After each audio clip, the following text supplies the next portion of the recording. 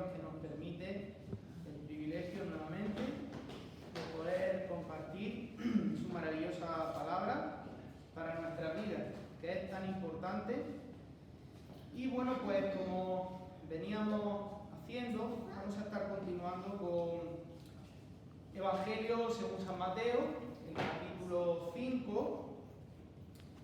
Y en este caso vamos a estar viendo algo muy importante. Esta sería una pregunta que a algunos de nosotros quizás podría parecer una pregunta sin sentido, ¿no? Y la pregunta es la siguiente: ¿somos nosotros asesinos?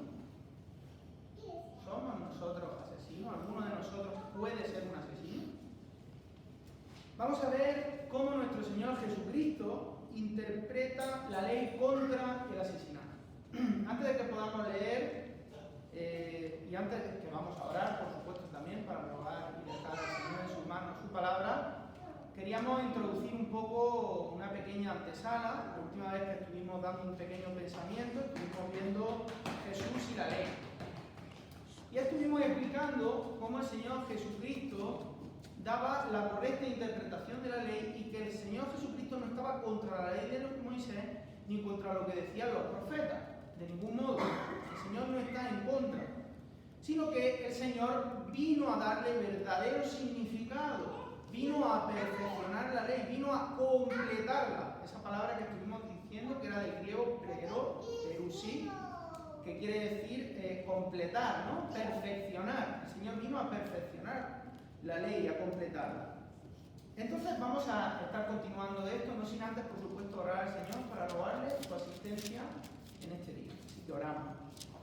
Amado Padre nuestro, te damos muchas gracias, Señor, por el privilegio que tenemos de poder leer tu palabra bendita libremente, Señor. Gracias te damos, Señor, porque aún vivimos en una sociedad donde no es permitido este privilegio, Señor, y estamos grandemente agradecidos por ello, Señor. Te agradecemos grandemente tu infinita misericordia, te damos gracias porque podemos congregarnos y porque podemos estar juntos, Señor, para conocer más de ti, para buscarte, Señor, y para poder recibir tu palabra verdadera, Señor. Te agradecemos grandemente esta misericordia dada a nosotros y por tu gracia infinita. Y te agradecemos esta bendición, te rogamos tu asistencia, Señor, la llenura de tu Espíritu Santo, Señor, para poder leer tu palabra e interpretarla de manera correcta, Señor, así como tú quieres. Gracias te damos y te rogamos tu bendición. En el nombre de Jesús. Amén. Amén. Bien, pues vamos a estar leyendo el Evangelio según San Mateo, el capítulo 5, y vamos a estar leyendo en este día en particular los versículos del 21 al 26. Desde el versículo 21 al 26. Diríamos que es Jesús interpretando la ley contra el asesinato. Así que vamos a leer. Dice así: oísteis que fue dicho a los antiguos: no matarás, y a cualquiera que matare será culpable de juicio. Pero yo os digo que cualquiera que se enoje contra su hermano será culpable de juicio. Cualquiera que diga necio a su hermano será culpable ante el concilio. Cualquiera que le diga fatuo quedará expuesto al infierno de fuego. Por tanto, si traes tu ofrenda al altar y allí te acuerdas de que tu hermano tiene algo contra ti, deja allí tu ofrenda delante del altar y anda y reconcíliate primero con tu hermano. Entonces ve y presenta tu ofrenda.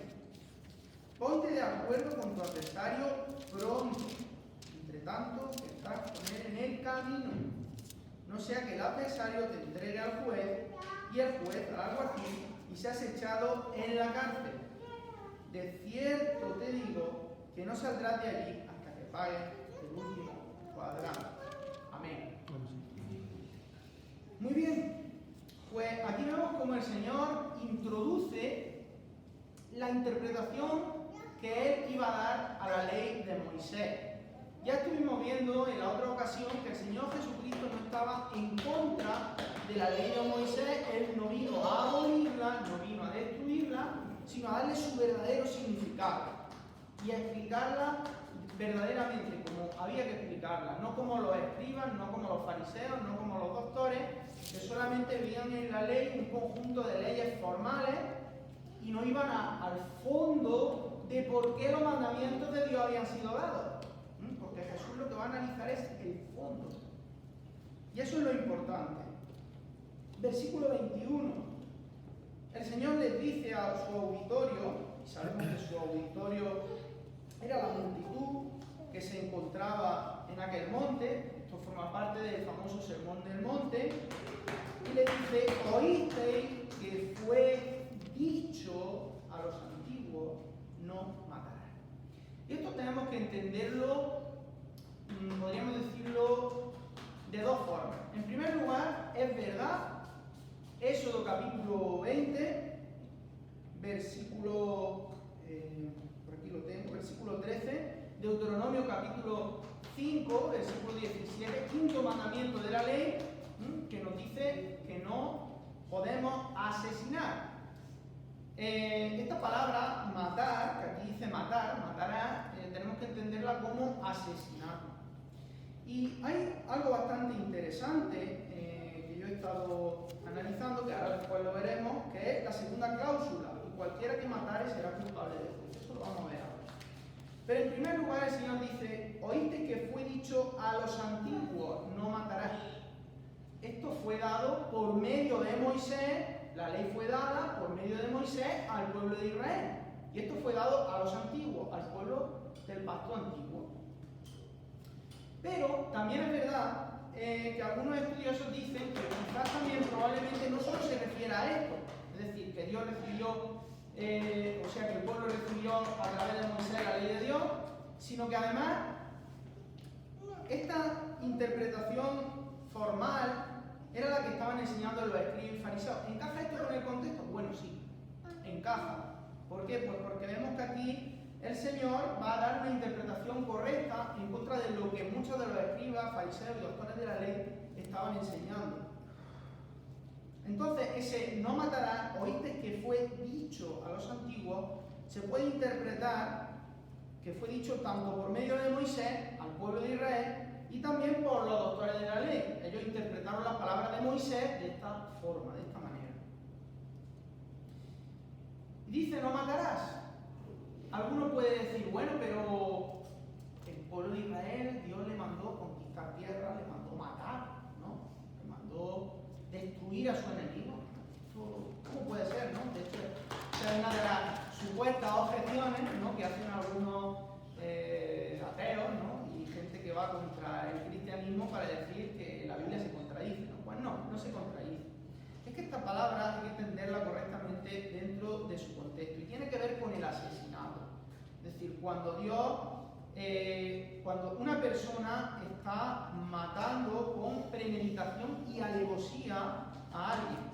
¿Y por qué sabemos esto? Bueno, la ley nos lo enseña. Jesús no está inventando nada nuevo.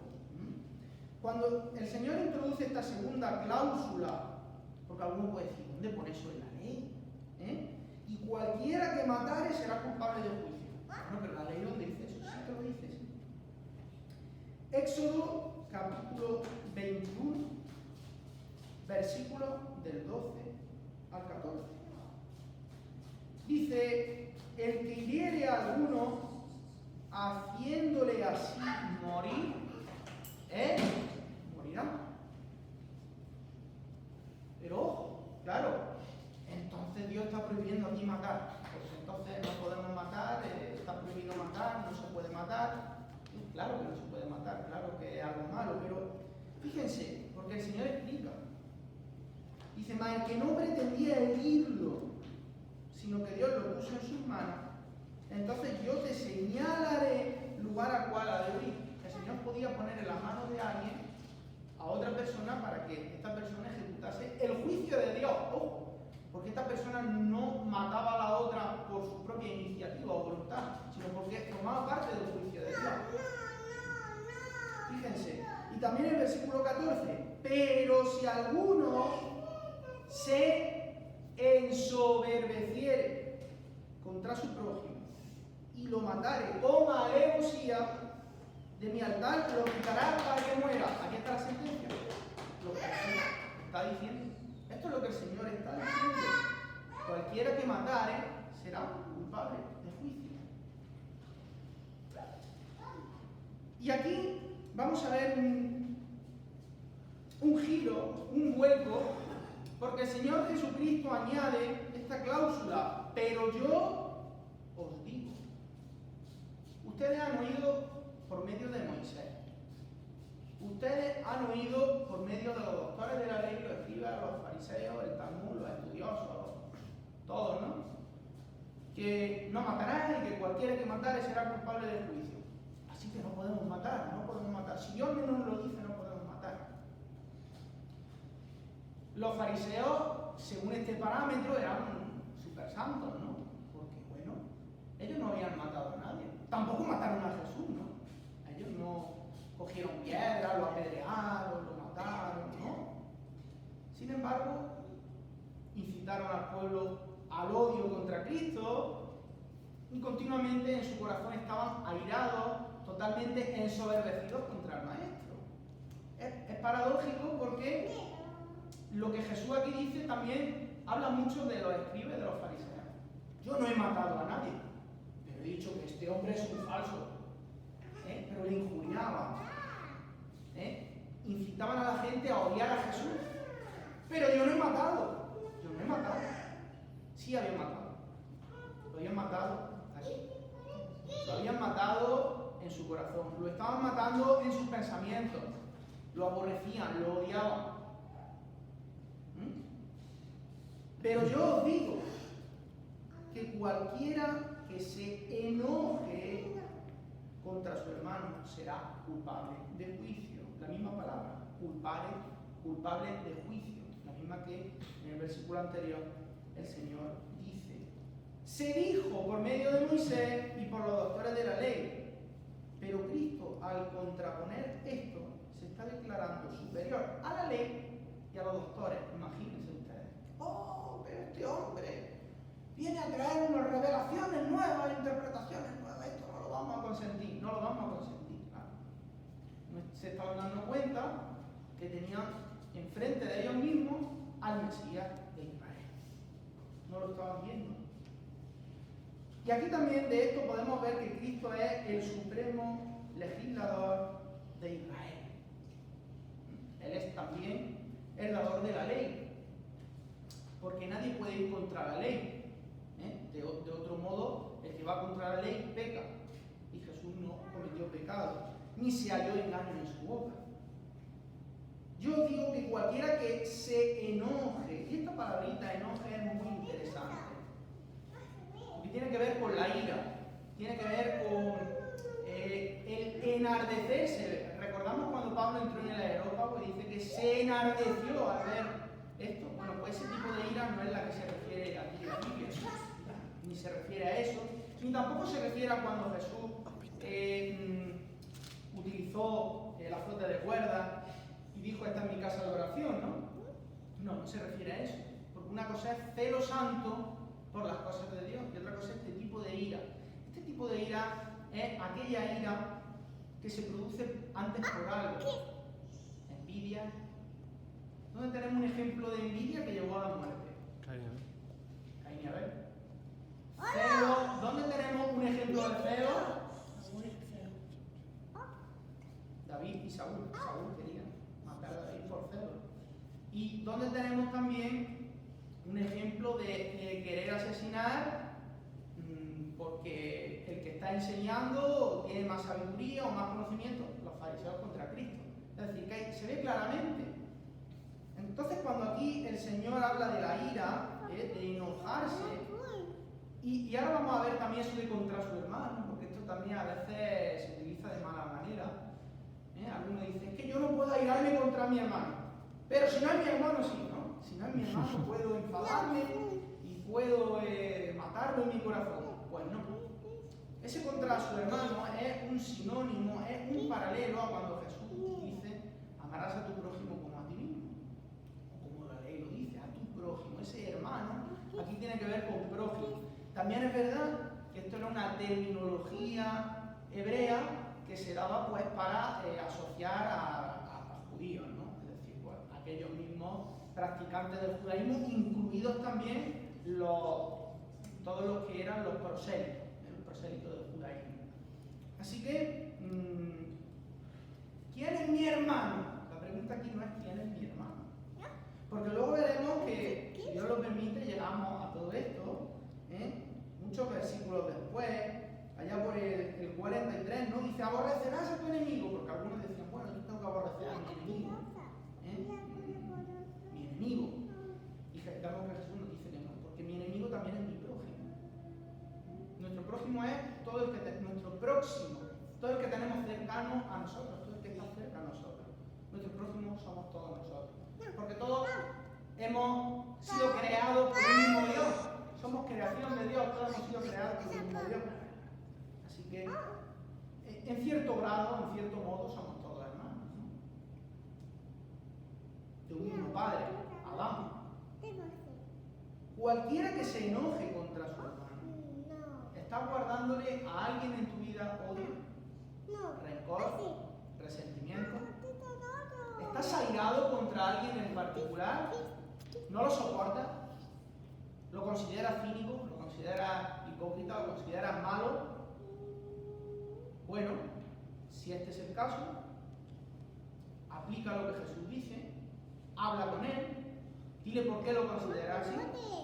A lo mejor esta persona, Dios permite que se arrepienta, o Dios permite que cambie su actitud o su conducta, puede ser. Pero si lo guardas en tu corazón, ¿qué dice el libro de Proverbios?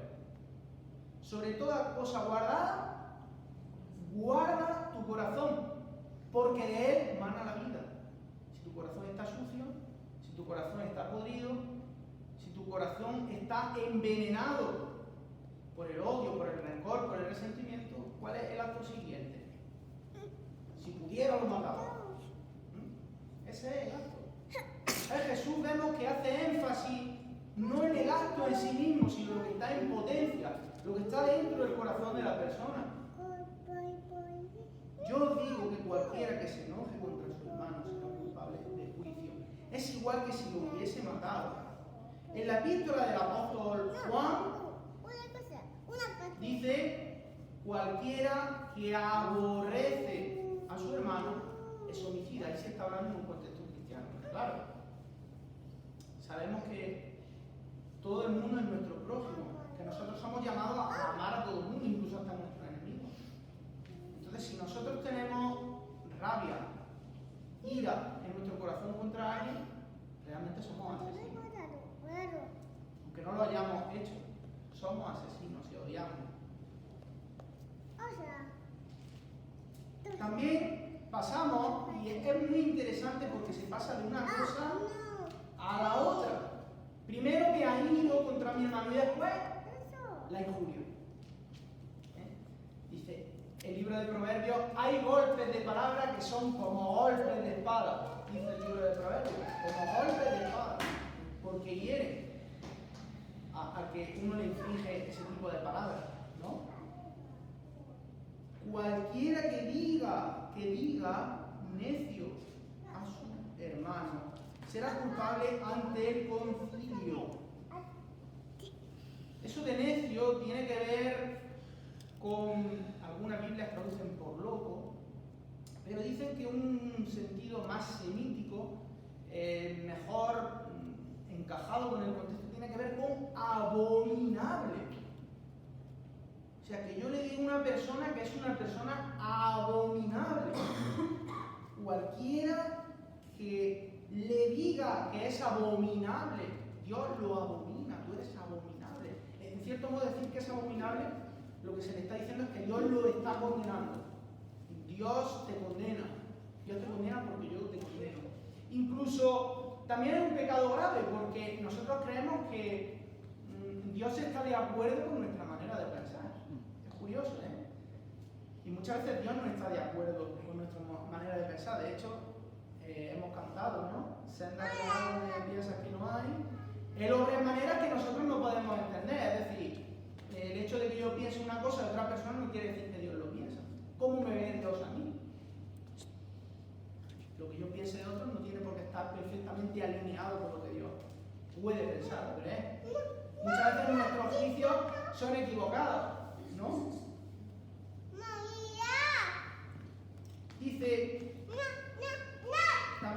cualquiera que le diga fatuo. Ya esto era una palabra peor. Esta palabra tiene más que ver con decirle a esta persona que Dios nunca la perdonará. Una persona fatua. En el libro de Proverbios creo que incluso se menciona también, no hay alguien que está tan obstinada a pecar que Dios nunca la va a perdonar. Nosotros no vemos el futuro. Nosotros no podemos saber si esa persona mañana se arrepiente y Dios no la puede perdonar. Entonces nosotros no podemos condenar a una persona llamándola fatua, diciendo Dios nunca te perdonará. Porque tú no lo sabes. Tú no sabes esa persona cómo va a obrar mañana o en cualquier otro momento, si esa persona quizás no se vuelva a Dios y Dios pueda perdonarla.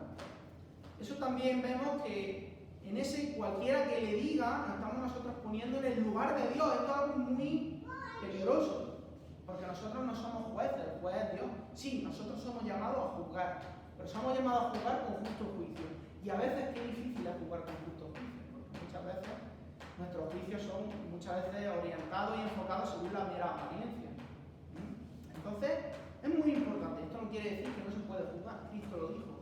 Juzguen con justo juicio, se debe de hacer, pero siempre con imparcialidad, con justo juicio.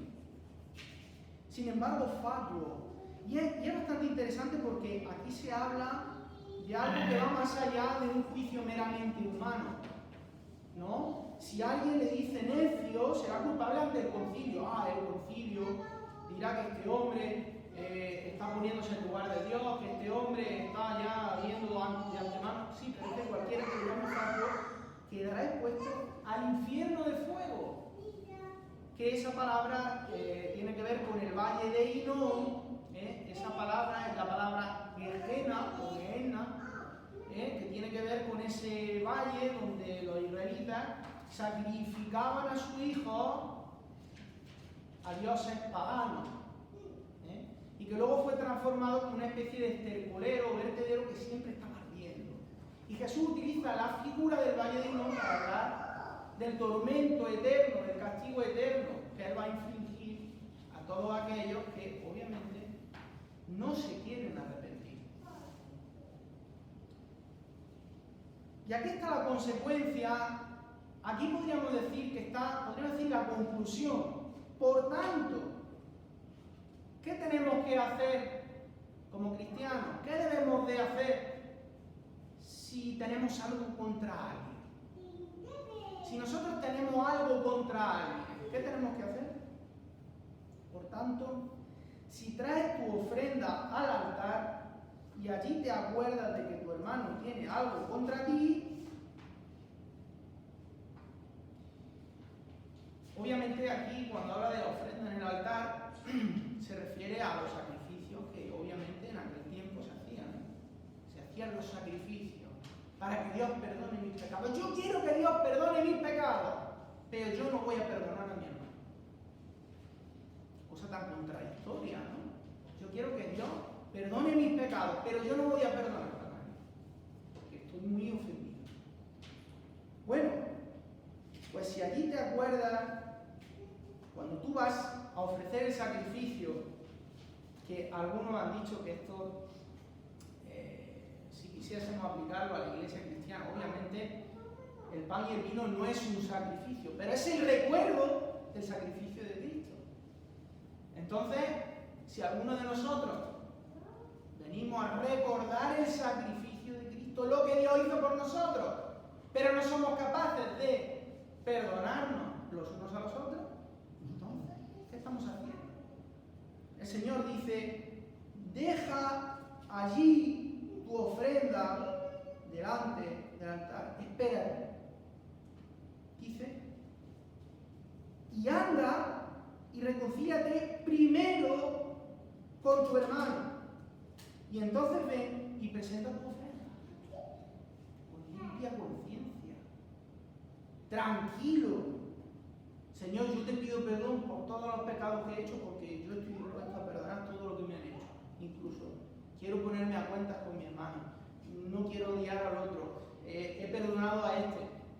Ponte primero a cuentas con tu prójimo.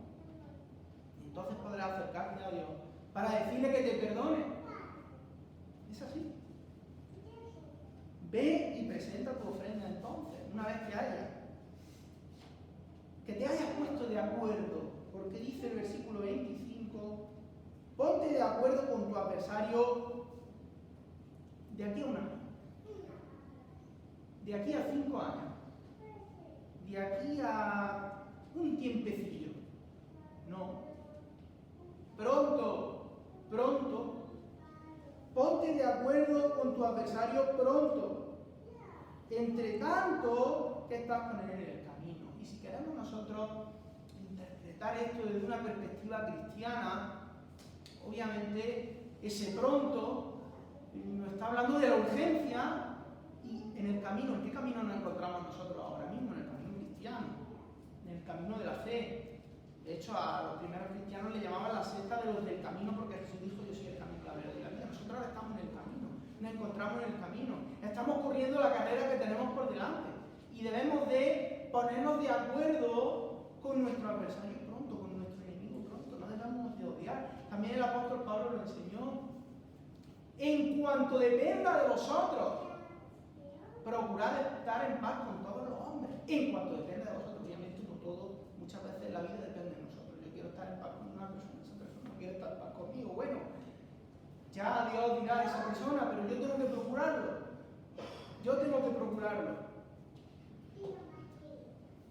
Ponte de acuerdo con tu adversario pronto, entre tanto que tú estás con él en el camino. No sea que el adversario te entregue al juez y el juez al alguacil y seas echado en la cárcel. De cierto te digo que no saldrás de allí hasta que pagues el último cuadrante. La ira de Dios contra el pecado es eterna.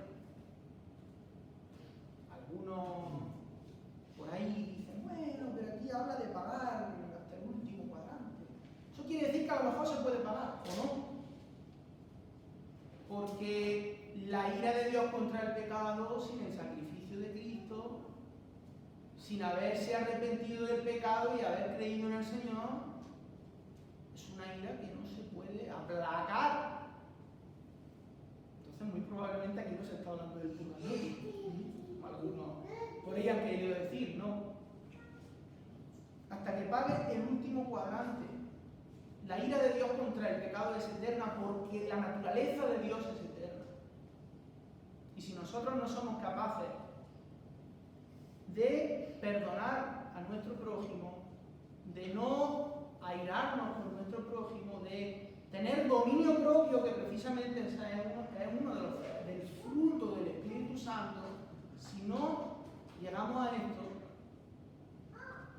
no vamos a entrar al reino de los cielos. Es sencillo. No saldrás de la cárcel. ¿Qué cárcel? ¿La cárcel eterna? ¿La cárcel del castigo eterno? Pues probablemente se refiera a esto, al Señor. Porque ha hablado anteriormente de la Gehenna. Y esa Gehenna tiene que ver con el infierno, además, en el español lo dice, el infierno de fuego. Debemos de ponernos a cuentas con nuestros enemigos. Debemos de ponernos a cuentas con todos aquellos que nos airan, que nos sacan de nuestras casillas. Debemos de perdonar en nuestro corazón. No podemos ser homicidas en nuestro corazón. No podemos ser asesinos en nuestro corazón. No podemos matar a la gente en nuestro corazón.